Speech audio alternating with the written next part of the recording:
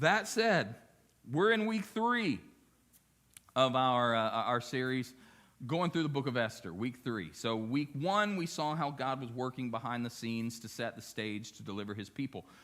The king of Persia, King Xerxes, had a queen, and she kind of embarrassed him in front of his friends and nobles, and it was not a positive situation, so he had her exiled from the kingdom. And the stage was set to enter the new queen, Esther.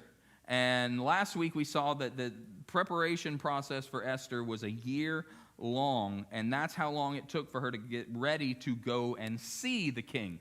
She was chosen, and she had favor with the chief eunuch who was in charge of getting all the women ready, and God granted her favor.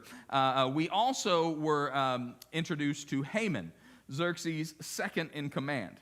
And Haman was a descendant of Agag, the king of the Amalekites, way back when Israel was struggling with the Amalekites. They were one of their chief enemies. This is a descendant of King Agag, and Esther's cousin Mordecai is a descendant of King Saul. And Saul and Agag go all the way back to the early days of Israel as a nation. And because of his proximity to Xerxes, Haman was able to trick the king into passing a law that would allow him to exterminate the Jews. He did not like them, and it goes all the way back to their histories of these two peoples and how his nation was pretty much wiped out because they were at odds with the Israelites, and God commanded Saul to do so. So now Haman is exacting his revenge because he has the authority. He has worked his way up into the kingdom, and he has gotten Xerxes' ear, and Haman wants to wipe out the Jews. So Mordecai hears about this, and he's distraught. He pleads with Esther, speak to the king on their behalf. And that's where we left off last week. Esther was reminding them that I can't approach the king. I cannot go into the throne room unless I'm invited. If I'm not invited and he doesn't stick the scepter out, I can be killed. That's it, executed right there. I'll pick that up in a minute, but before I do, I have a riddle. And if you were in the class on Wednesday night, you already know the answer to this. I couldn't wait. I already gave some of you guys an opportunity. So don't answer if you were in there Wednesday. But what do you take with you wherever you go, but you leave wherever you've been? Fingerprints. Fingerprints. You take with you wherever you go, and wherever you've been, you leave them. And what's amazing is that fingerprints are unique. Nobody else has the same fingerprints as you. And you developed your fingerprints in utero at 26 weeks of development. At 26 weeks, you began to have fingerprints when you were in your mother's womb. The very first people to begin utilizing fingerprints for identification was actually the Babylonians. And you may have seen, you may have known about this, or you've seen it in movies or TV shows, whatever, where they would take hot wax and seal a letter with a stamp, and that was proof that it was sealed. Well, what they would do is actually the scribes would put their thumb in that hot wax, and that would leave the imprint of their thumbprint, and that was something that could not be replicated. You could make a different seal, a stamp, but the thumbprint was unique, and they recognized that, and that was how they would send official documents. Today, fingerprints are used to solve crime. Fingerprints are legal proof of someone's presence at a particular place without anyone else having ever seen them there. It's something that can be entered in as evidence in a case to prove that someone was somewhere because their fingerprints were left behind. And many times, fingerprints are not visible to the naked eye. Crime scene analysts use certain tools and technologies to preserve and detect fingerprints. They just have to know where and how to look. So we don't have to see someone with our own eyes in order to know that they were there. That's how we see God in the book of Esther. God is not mentioned in Esther. It does not say, and God said this, and God told Esther this, and God. That's not how it works. But his fingerprints are all over this narrative. Sometimes when God moves, he moves in thunder and fire, and sometimes he moves in the winds and the waves, and sometimes he moves in silence. So don't be discouraged thinking that he's not with you. If you know how to look, and we've been given the tools in order to do that. We've been given the Holy Spirit that can draw us to see where he is active. But don't be discouraged to thinking that he's not there. But take courage to know that you may be precisely where you are, in the same way that Mordecai told Esther that she was where she was for such a time as this. In Psalm chapter 30, verse 5, the second part of the verse there, it says, "Weeping may endure for a night, but joy comes in the morning." That is an encouraging verse because seems like there's some long nights. You can be experiencing a season of night where it's a whole lot of weeping, and you're praying for the sun to come up so that you can experience that joy. The last time we saw Esther, she agreed to go before the king, and she called the people to fasting and prayer. That was the weeping that took place at night. She heard Mordecai found out about Haman's decree to kill the Jews. They had 11 months before this was going to get into take effect. And so he goes to Esther. Esther she agrees to go before the king, but she's living in a season of fear because she can't just approach the king. So she calls the people to prayer and fasting. And now she has to make this bold approach to the king uninvited. Now, while this is the opposite of what her predecessor did, Queen Vashti didn't come when she was summoned. Esther came when she was not summoned. And so it was equally as egregious. It was not quite the same, but it was still violating the norms. And one of the dangers of that day was assassination. The king lived in fear of assassination. In fact, we can see one example of that back in Judges. The way it worked is that people would come in before the king and they would pretend to be friendly, and then they could assassinate the king. And so this rule was in place, was that they were not allowed to approach the king. You weren't allowed to come into the presence of the king uninvited. And if you did, you were subject to be executed on the spot unless the king extended that scepter. So that's what Esther was facing. Now, the text tells us multiple times about Esther's beauty. It was God-given beauty, and it was a way to grant her access. It talks about how she gained favor with everyone she came in contact with. 1 Samuel 16:7 says this. This is used a lot in one context, but I want to take it and I want to spin this text around a little bit and look at it from a different way. It says, "Man looks at the outward appearance, but the Lord looks at the heart." And that, we see that and we're like, yes, okay, I get that. It's usually making the point that you can fix up the outside, but God knows what's really going on the inside. That it doesn't matter. You can make everything on the outside look pristine, but God really knows what's going on. But I see another layer to it. I want to turn it around and I want to look at it from a different perspective, because what's most important, while we focus on God in that, and that is very, very important, that God looks on the heart. That is the most important thing about that. We don't need to disregard the first part of that. Man looks at the outward appearance. That's something that should be a cautionary red flag for us. Man looks at the outward appearance. That verse doesn't say, well, as long as God knows your heart, it doesn't matter what's going on the outside. That is not what it says, but that's how people take it. It doesn't matter. God sees my heart. So everything else isn't important because God knows my heart. God can see your heart, but man can't. The people in the world can't see what's going on in here. What they see is what's going on out here. And I'm not exclusively talking about physical appearance here. I'm talking about what are we showing the world? What is it that the world sees when they look at us? Because they can't see our heart. Last week I talked about what Jesus said in the Sermon on the Mount in Matthew chapter 5, where he said, "Let your light shine before men that they see your good works and give glory to my Father who is in heaven." That is what we show the world.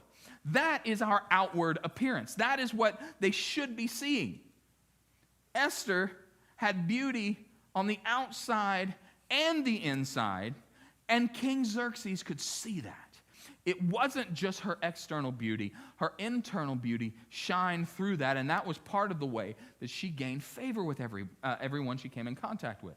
So, we're going to go through Esther 5, 6, and 7 today. We are going to cover 3 chapters, and I'll explain what's going on in these as we go along. So, beginning in chapter 5. Now, it happened on the 3rd day that Esther put on her royal robes and stood in the inner court of the king's palace, across from the king's house, while the king sat on his royal throne in the royal house, facing the entrance of the house. So, the way that the Persian court was set up was like this. There was an outer court, there was an inner court, and then there was the throne room. And from the court, from the inner court, you could see into the throne room. You could tell if the king was on the throne that day, and certain people had access to be able to be in that inner court, but no one was allowed to enter the throne room and approach the throne unless they were invited or unless the king extended that scepter. So from there, in the outer court, if you weren't invited, you could kind of hang out in that outer court and peek in, and if the king was on the throne and he could see you in the outer court, he may invite you in. At that point, you were permitted to come in.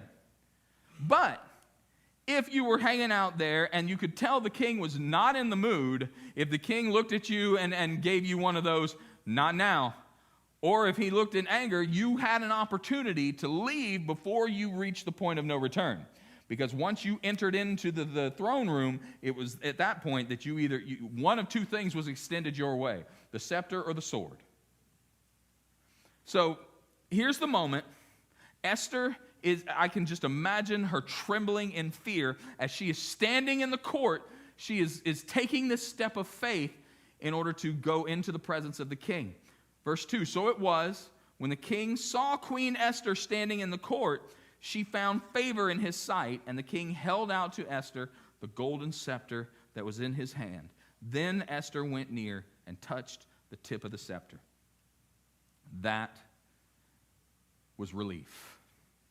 That was something that as I began to, as many times as I have gone through this, I saw a different perspective on this when I was reading through this just this past week. Even I augmented some of the things that I was going to say here because of how this really jumped off the page to me.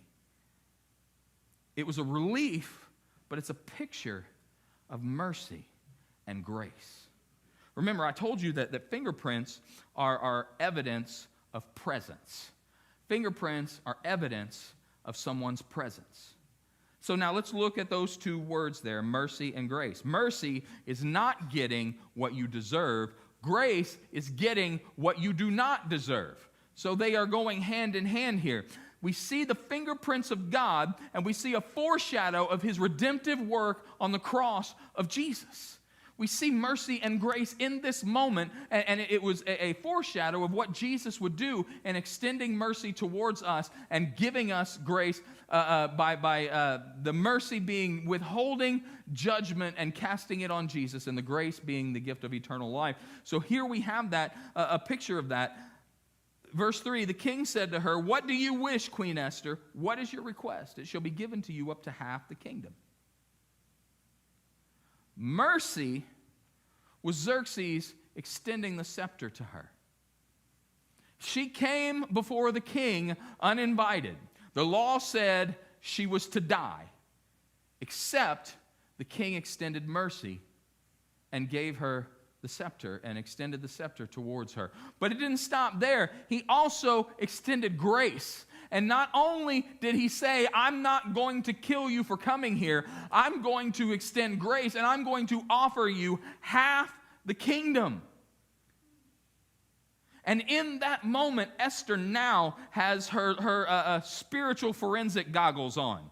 If you've ever watched those CSI shows, they put on those goggles and they kind of spray with that thing, and then they turn on a black light, and fingerprints begin to glow, and they can tell where, well, that's kind of what's happening here. It's at that moment that the light clicks on, and no longer, just moments ago, she was standing in the court in fear. She had called a prayer and fasting because she was afraid of walking into the presence of the king. Mordecai encouraged her and said, no, God put you here for such a time as this. So she called the fast and prayer. She went before the king. The king extended the mercy to her, and now the king is offering her grace, and she begins to see God's fingerprints in it.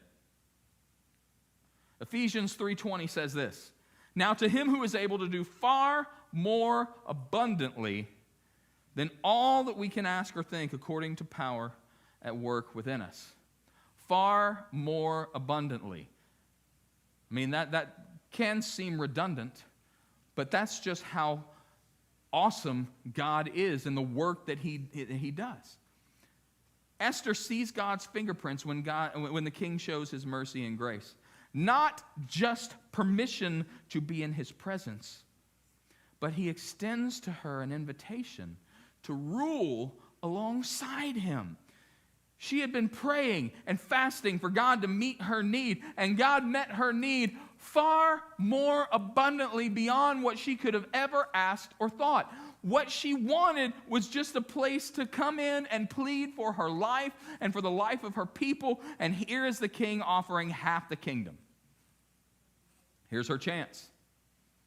The Persian Empire, this will give you an idea of how far the Persian Empire stretched, if you're familiar with the geography of the region. The Persian Empire at the time stretched from Egypt in the west all the way up and encompassed all of what is modern-day Turkey, all the way over to what is now India.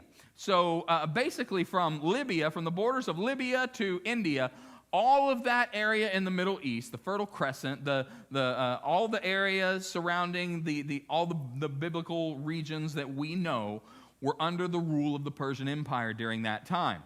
And he offered her up to half of that. She wasn't expecting half of that. So here's what's something, well, this makes sense. He's offering half the kingdom. Why didn't she just ask for the half that was where Israel is? And you know what? She doesn't need half.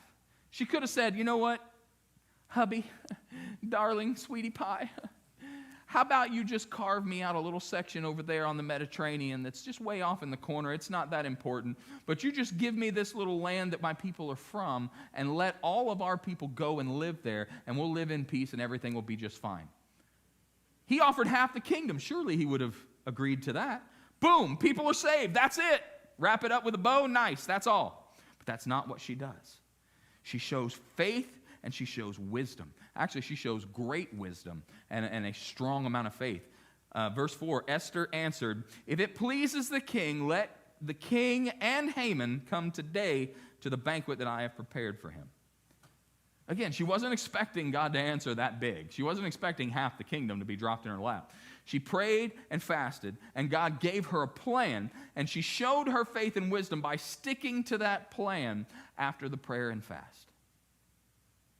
If God gives you an answer to your prayer, stick with that. Stick with what God told you. Even if there is a better offer that comes along, if it's not from God, it's wrong. Well, I've been praying for God to do this, and he told me he would do this, but man, he did this. But God said he would do this. God gave you direction. Stick with what he gave you. So Esther throws this dinner for Xerxes and Haman. Haman has no idea what's going on. He's just along for the ride. Hey, this is great, man. I'm Mr. Big Shot. Everybody bows down to me. Of course, why wouldn't the queen want to have me at dinner with the king?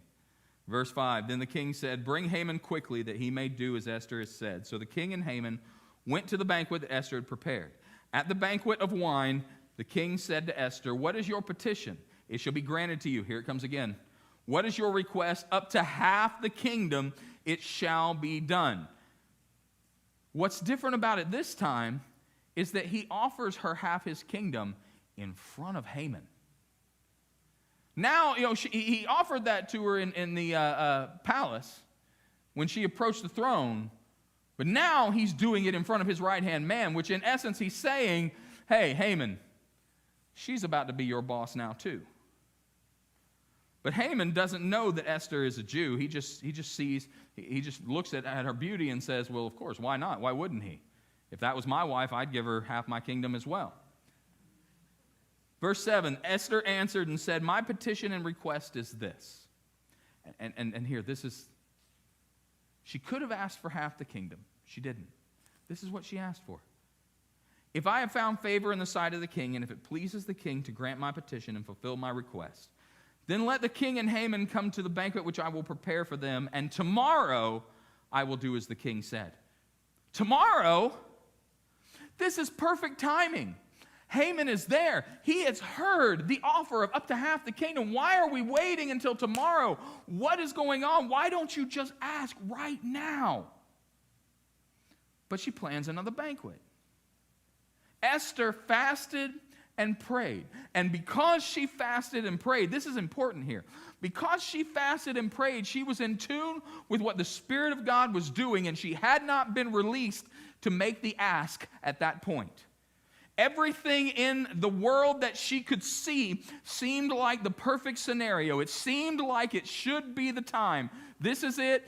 God has already answered above and beyond what I could ask or think. Now is the time when I should do it. But because she prayed and fasted and she called her people to do the same, she could discern that it was not the right time and she needed to delay one more day. She made herself sensitive to the movement of the Lord and was following the fingerprints that nobody else could see. What she's going to ask is the right thing. But this was not the right moment. There's so many people who miss this. They've gotten a word from God, I mentioned it earlier, and they want it right now.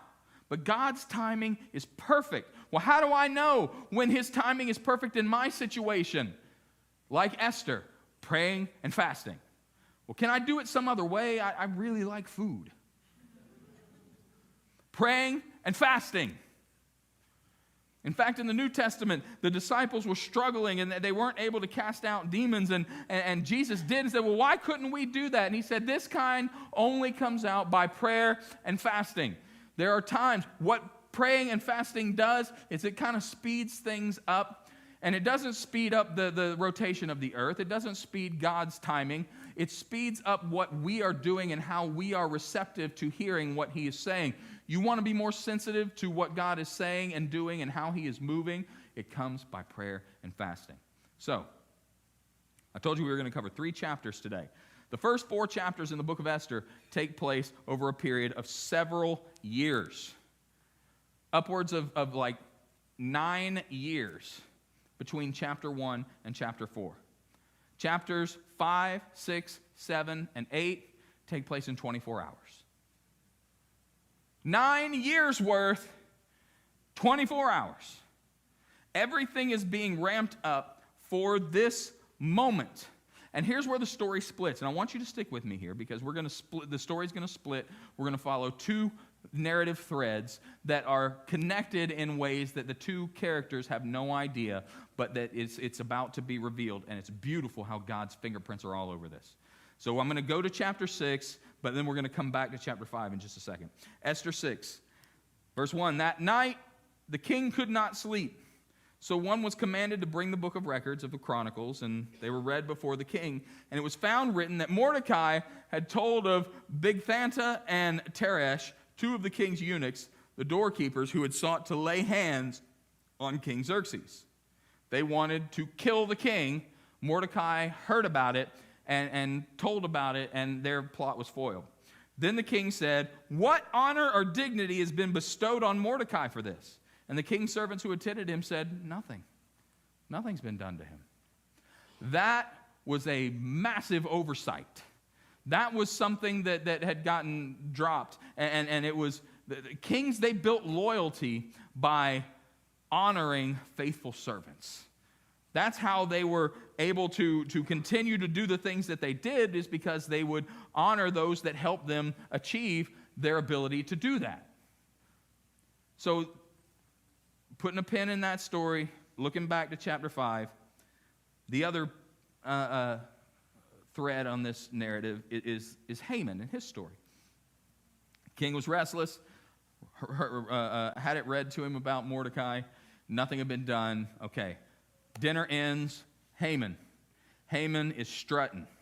He had had dinner with the king and queen, and he is feeling really important in that moment. Not only that, he had been invited to come back again. Haman is walking with his chest all puffed out. Verse 9, Haman went out that day joyful and with a glad heart. But when Haman saw Mordecai in the king's gate, that he did not stand or tremble before him, he was filled with indignation against Mordecai. It just wasn't enough for him. All the things that he had just experienced, having the favor of the king in the presence of the queen, and yet he walks by and this guy showed him disrespect. Nevertheless, verse 10, Haman restrained himself and went home, and he sent and called for his friends and his wife Zeresh. Then Haman told them of his great riches, the multitude of his children, everything in which the king had promoted him, and how he had advanced him above the officials and servants of the king. He was just flexing in front of his friends and his wife. I am rich. I am the right-hand man of the king. I am the one who gets invited to these things.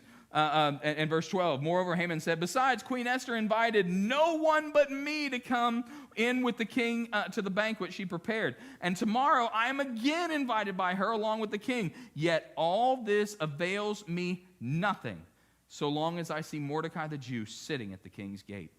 Haman is fuming. He is railing on this situation to his wife and his friends, and he's admitting, look, nobody has access like me. But what does it mean if this one guy disrespects me?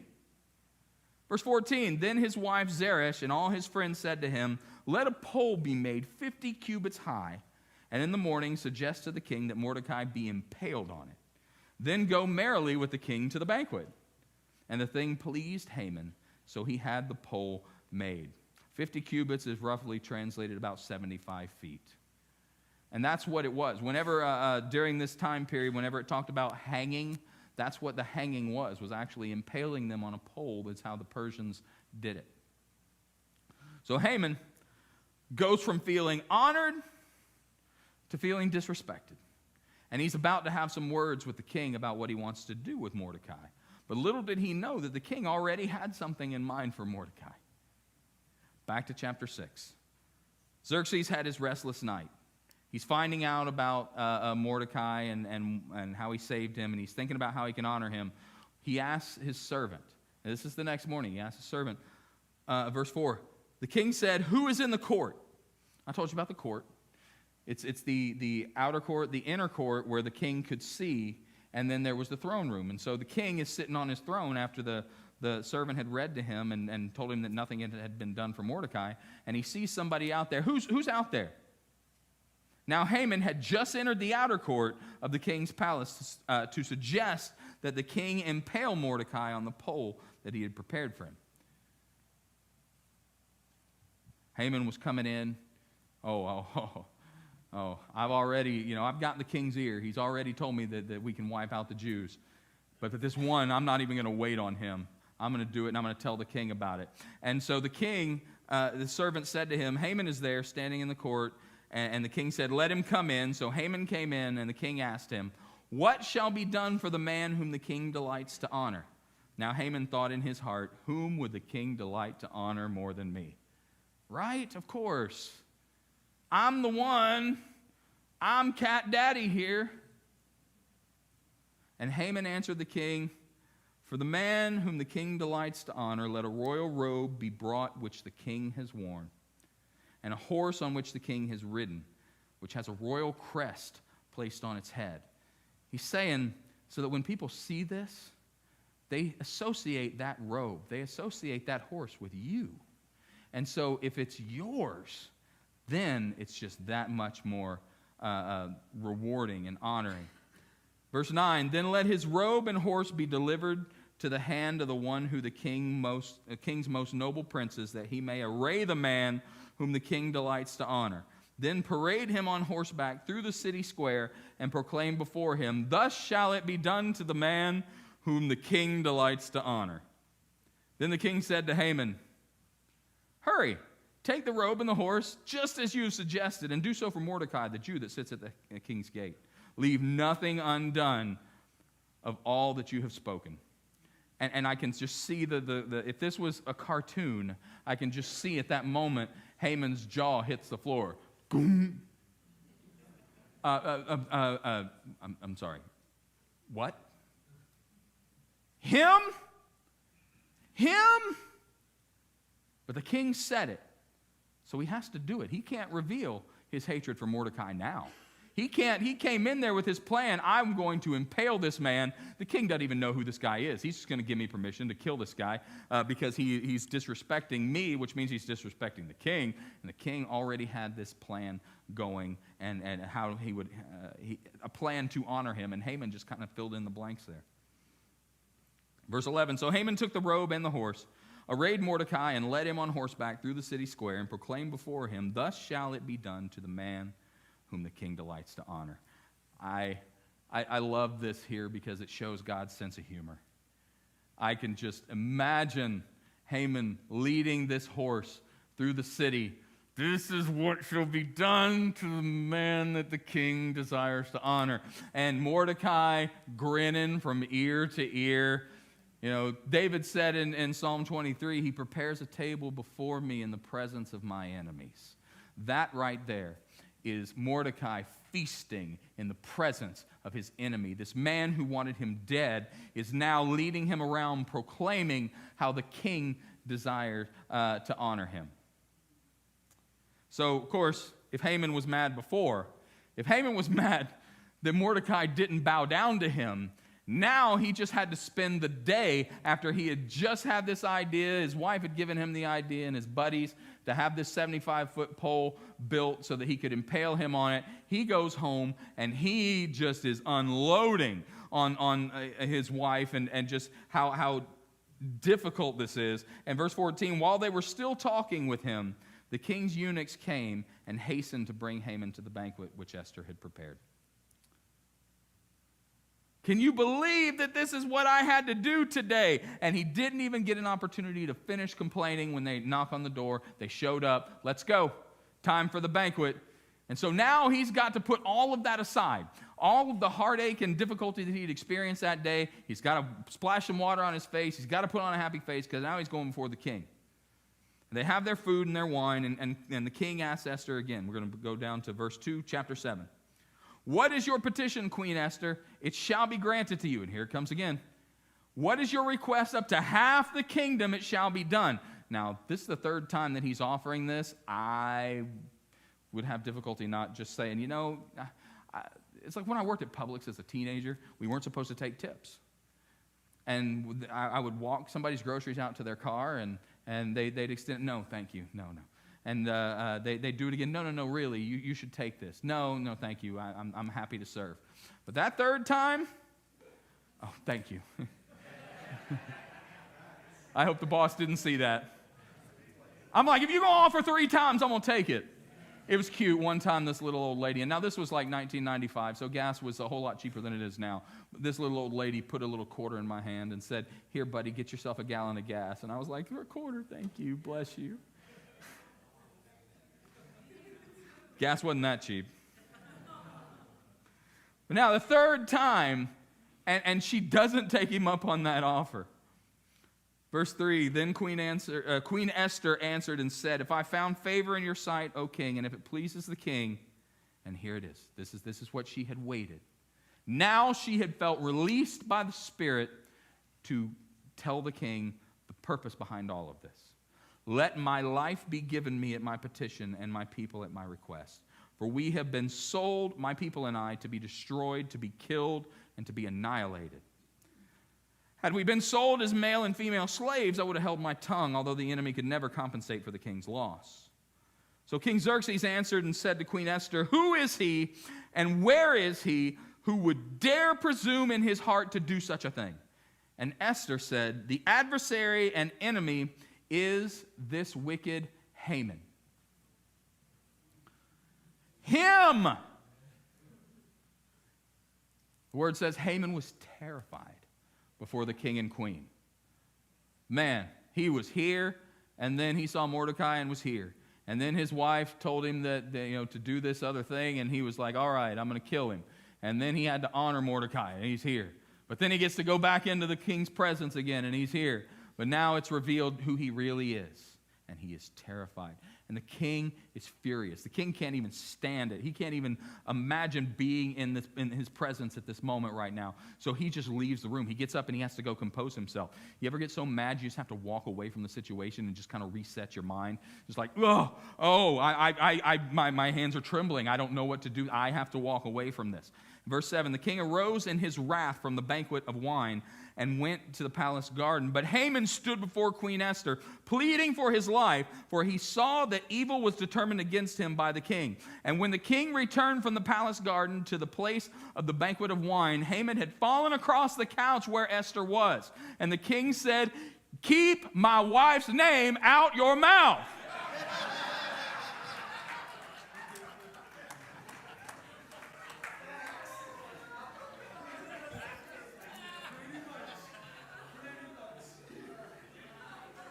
The king said, "Will he also assault the queen while I am in the house?" And as word left the king's mouth, they covered Haman's face. Why is that important? Why would they cover Haman's face? Because if you cover his face, they put a bag over his head, maybe they put a gag in his mouth, it didn't matter. The king was having no more of it. I saw with my own eyes, there you are, assaulting my wife in my own house. I don't want to hear another word that you have to say. Cover his face, get him out of here. There's no way you're going to lie your way out of this. Verse 9, now Harbonah, one of the eunuchs, said to the king, "Look, the pole 50 cubits high, which Haman had made for Mordecai, who spoke good on the king's behalf, is standing at the house of Haman." Then the king said, "Impale him on it." So they impaled Haman on the pole that he had prepared for Mordecai. Then the king's wrath subsided. Now, can you imagine if Esther had made her request the very first time she had come to the king? It's that first meal. And he says, "What do you want, baby? I'll give you everything, up to half the kingdom." It wasn't the right time. The king had not had his sleepless night yet. The king didn't really know anything about Mordecai in that moment. God was still moving pieces into place. And I want you to see all of these pieces. I want you to see the fingerprints of God and how he's moving everything into place right here. Xerxes had a sleepless night. He had to have the sleepless night. He had to have the stories read about what was going on in the kingdom. He had to hear that specific one about this one person who uncovered a plot to assassinate him. He had to encounter Haman that morning right after hearing that. Haman had to encounter Mordecai the night before that meal, that second meal. He had to encounter Mordecai on the way home from that first banquet. Otherwise, his plan would have just remained in place. The Jews are going to die, whatever. But no, he was disrespected, and he had to encounter Mordecai, and he had to be insulted yet again. And what did that do? That led to him having that pole set up in order to impale Mordecai. And he had to meet the king the next morning so that he could go and tell him of his plan to kill this insignificant Jew who sits at the gate and won't respect me. And by proxy, he was not respecting you, king. So let me just go ahead and kill him. In fact, I've already got the pole set up for me to kill him. Yet God had orchestrated everything. His fingerprints were all over it. Everything was being laid out perfectly for this moment. And it's beautiful to see God's timing about this. But one of the more amazing things is not just the perfection of it, but in addition to that if just one of those things doesn't take place, none of this happens. If just one of those events, if the king sleeps well, or if Haman doesn't get insulted by Mordecai, or if he doesn't have a wife that's encouraging him to do something evil, if all of that takes place and none of it, one of these things is out of line, it doesn't line up perfectly for God to do what was happening. And here's what happens next. Haman gets what he had coming. We see God's fingerprints going all the way back to Vashti saying no. The previous queen saying, I'm not going to be his trophy wife. I'm not going to be paraded for all the people to just look at me. God's fingerprints were there. Excuse me. God's fingerprints were in it when favor had Esther elevated to being in favor with the eunuch who gave her the wisdom in order to get the king's attention. All of this, God's fingerprints all along the way. And what happens next is that everything that was Haman's, the king gave to Esther, and Esther gave to Mordecai. He wanted to kill you, queen. All his stuff is now yours. And because it was hers, she gave it to Mordecai. And not only that, but the king gave his signet ring to Mordecai. And he became the king's second in command. Will you stand? No matter what is going on in your life, no matter what you can see, no matter what you can't see, I want you to know God is the God of turnarounds. God is the God who will take a situation that seems hopeless, a situation that seems as if everything else will crumble, that there's no way out of this, that the law has been passed and there's no way it can be undone. And we're going to go into that next week. You know, isn't this the end of the story? How is there another week on this? Oh, there's more that we're going to talk about next week, about how when the law was put out, it couldn't be undone. So there was a day coming when people were actually going to continue to try to kill the Jews. But God is at work then. But no matter what is going on, God has the final say, and nothing can stand against him. As we come to a time in our service now where we're going to pray again, there's some of you need to take a step out. You need to come down to this altar today, and you need to lay it down and submit to him and say, I tried to take control of things because I didn't see your fingerprints in it, God. And I need a time of prayer and fasting. I need to hear from you. I need to put my trust back in you. I need to realize that it's not anything that I can control. In fact, when I'm trying to control it, I'm doing the wrong thing. I need to turn loose of it, and I need to trust you. And when I don't trust, I need to turn loose even more, and I need to go back to my time of prayer and my time of fasting until you answer, until it gets me to the place where I am sensitive to the move of your Spirit. Don't get ahead of it. If Esther would have gotten ahead of it and asked for the first time, none of that would have played out that way. There still would have been too many unanswered prayers. There still would have been too many loose ends. But there were no loose ends when God timed it perfectly. As I begin to pray, if you need to do that, you step out, you come down, and we will pray together.